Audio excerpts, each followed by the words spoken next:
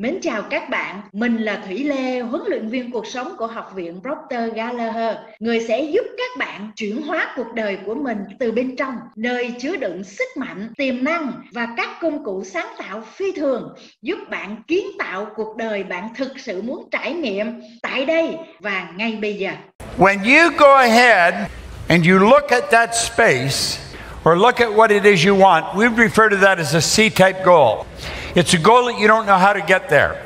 I want you to share with the group, what do you do to attempt to keep that C-type goal in your mind as if in present tense with all the nonsense going on around you, with the problems that you're facing, maybe the lack of money, or the loved ones telling you you're crazy, you're wasting your time, get a job. I want you to talk about strategies that you can follow that will help you maintain the strength and the will to keep going towards that one thing.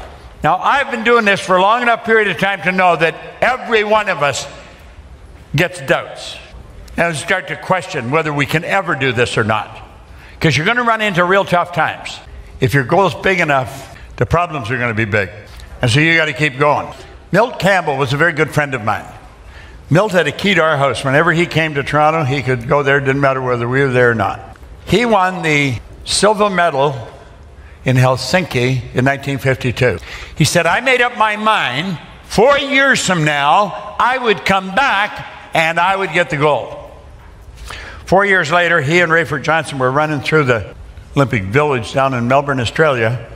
And Rayford said to Milt, what do you think is going to happen? Milt said, Rayford, you've wasted your time coming here. This one's mine. In 52, when he made a commitment to do that, that meant he was going to have to train every day for 4 years. They compete in 10 different events.